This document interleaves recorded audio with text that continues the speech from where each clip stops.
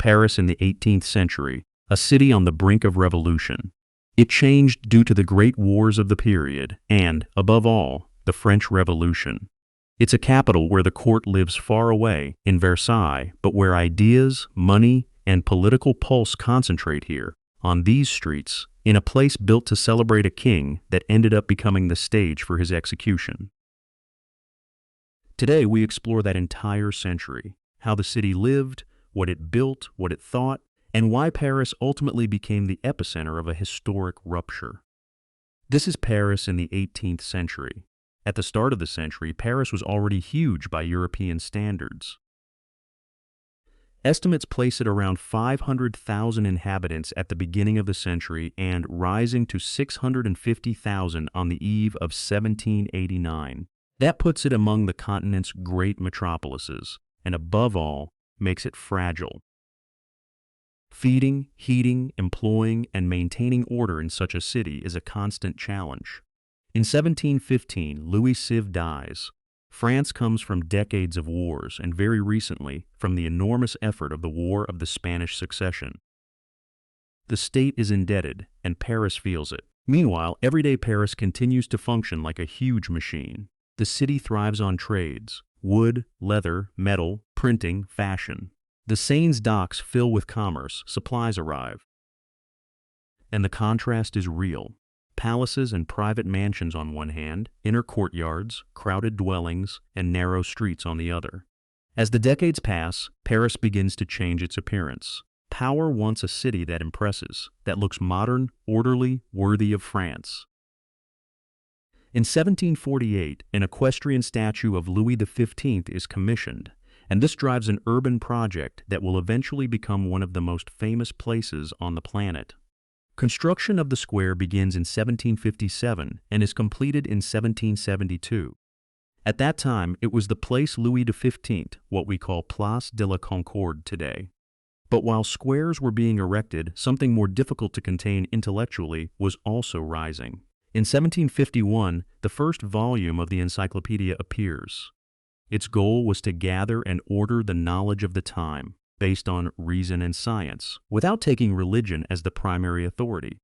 It explained not only philosophy and sciences, but also arts, crafts, and techniques, with 17 volumes of text and several illustrated plates. For its defense of freedom of thought and its critique of dogmas and privileges, it provoked censorship and conflicts with religious and state authorities, and still ended up enormously influencing European culture. In Paris, a dangerous idea for any rigid system becomes normalized. That knowledge can be organized, discussed, questioned, and that authority can too. Paris already has a clear center of agitation: the Palais Royal. Pamphlets, newspapers, and speeches circulate there, igniting the city, and sometimes decisions are made on the street before in the palace. The 18th century is also a chain of conflicts that drain the country.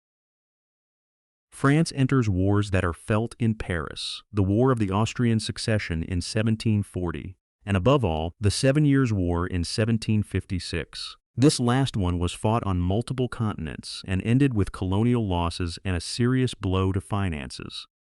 And then comes the most expensive bill.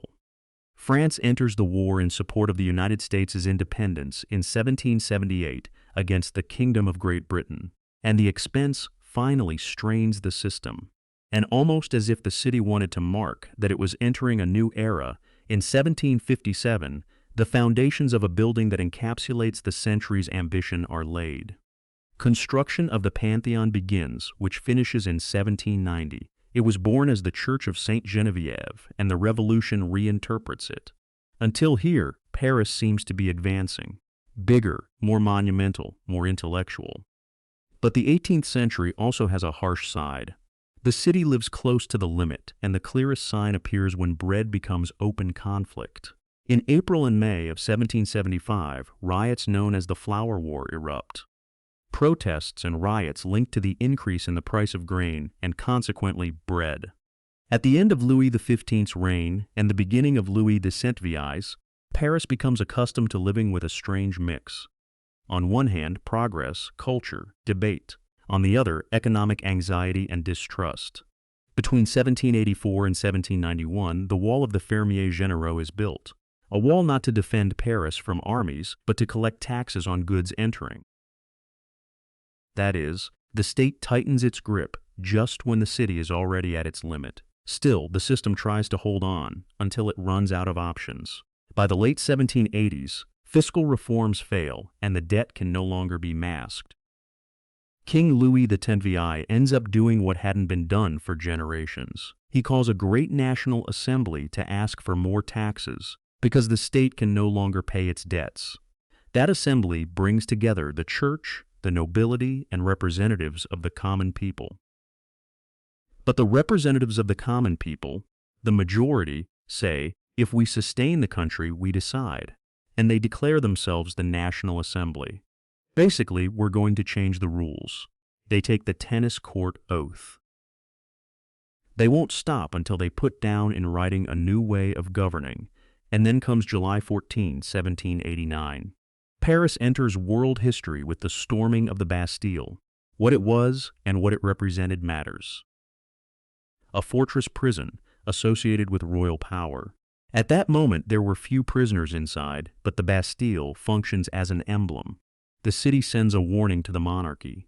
Control is no longer solely from the palace. A few weeks later, a text arrives that defines the end of the 18th European century. On August 26, 1789, the Declaration of the Rights of Man and of the Citizen is adopted. And then a scene occurs that seems straight out of a movie, but it's history. On October 5 and 6, 1789, the March on Versailles ends with the royal family's transfer to Paris. Power settles in the Tuileries Palace. From that moment on, the political center resides within the capital, under the city's direct pressure. For Paris, this means politics stops being a distant rumor. It's just streets away. In 1791, the relationship between Paris and the monarchy breaks further with an episode that changes public perception. On the night of June 2021, the royal family attempts to flee Paris in the flight to Varennes, but is stopped and returned. From then on, the discussion isn't just about reform. It's about whether the monarchy can continue to exist. August 10, 1792, marks the point of no return. The insurrection that overthrows the monarchy occurs. The Tuileries Palace is stormed. The king loses effective power, and the royal family is imprisoned. Paris no longer just pressures, it decides. On January 21, 1793, Louis X is executed in Paris in the Place de la Révolution, the same square that began the century as Place Louis XV.